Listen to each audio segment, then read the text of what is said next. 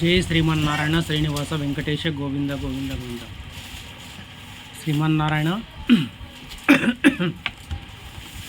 అందరూ బాగున్నారా స్వామి? ఆ మహానుభావుని ఆశీర్వాదంతో అందరూ బాగుండాల.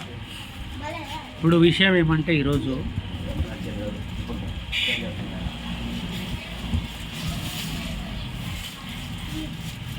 కొడుకు, కోడలు, అత్త, మామ, పిల్లలు,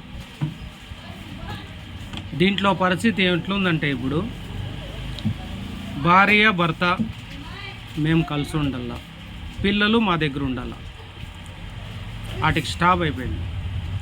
అత్త, మామ వీళ్ళందరూ ప్రతి ఒక్కరు వాళ్ళని అవసరం అయ్యాక, వాళ్ళతో ఏమి పని లేకున్నప్పుడు వాళ్ళ ఆస్తులు కానీ వాళ్ళ పేరుపైన ఏమన్నా ఉండేవి కానీ తీసుకొనేసిన తర్వాత వాళ్ళని దూరం పెట్టే పరిస్థితులు జరుగుతూ ఉంటాయి. కొంతమందికి ఈ వీడియో నుంచి బేజారు కావచ్చు, కానీ వాస్తవం తెలుసాలి కాబట్టి చెప్పే పరిస్థితి ఉంది. ఆడోళ్ళు మీ అమ్మ నాయన ఒకటే, భర్త మీ అమ్మ నాయన ఒకటే, వాళ్ళు లేకుంది నువ్వు లేవు, ఆమె తల్లిదండ్రులు లేకుంది ఆమె లేదు. ఇట్లా ప్రతి ఒక్కరు అనుకుంటా పోతే ఈరోజు మా అత్తని నేను ఇంట్లోకి రానీను, మా మామని ఇంట్లోకి రానీను అని ఆమె, మా అత్తని నేను రానీను, మా అమ్మని నేను రానీను అని భర్త, ఇలాగ అనుకుంటా పోతే మానవ జాతి కరువైపోయే పరిస్థితి వస్తుంది, వెనుకబడే పరిస్థితి వస్తుంది. ఏమనుకుంటా అంటారంటే ప్రతి ఒక్కరు, నాది జరుగుతుంది, నా విషయం వరకు చాలు, ఇంకేమి ఇబ్బంది అనుకుంటా అంటారు. తప్పమ్మా, తప్పు స్వామి. ఎందుకంటే అన్నం తిని తట్ట పారేసేది ఎట్లుంటుందో, కాఫీ తాగి గ్లాస్ పారేసేది ఎట్లుంటుందో, నువ్వు జీవించే వాళ్ళకి తల్లిదండ్రులు దూరం చేసేది కూడా అట్లే ఉంటుంది. ఆలోచించండి ఈ విషయం. అది నేను ఒక్కరిగా తరపున చెప్పలేదు. అత్తామామలైన తల్లిదండ్రులే, నీ తల్లిదండ్రులైనా తల్లిదండ్రులే, కాకపోతే వరస మారుతుంది.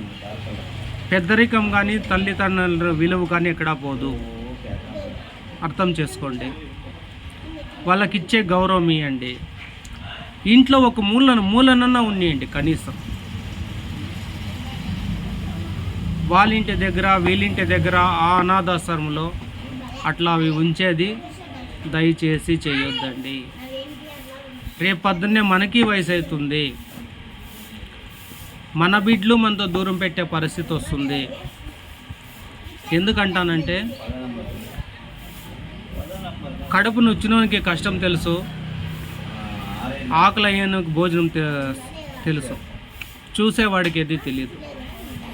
మనం ఈరోజు చూసే వయసులో ఉన్నాం కాబట్టి మనకు తెలియదు. కొద్దిగా ఆలోచించేయండి.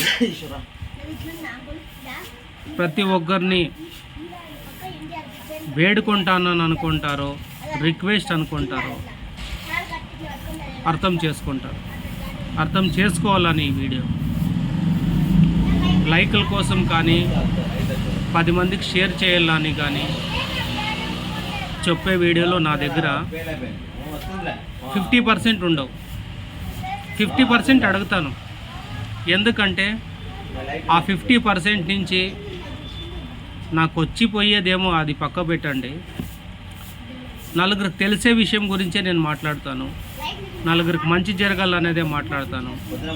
నేను మాట్లాడే ప్రతి విషయము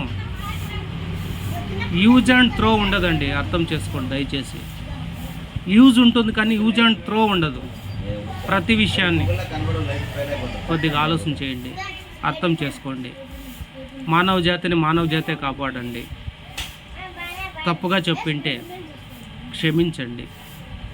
కరెక్ట్గా చెప్పింటే అర్థం చేసుకోండి. ఈ మాటలు నలుగురికి ఉపయోగపడేట్లా ముందుకు తీసుకోపోండి. అంతకుమించి ఏమీ లేదు. జై శ్రీమన్నారాయణ.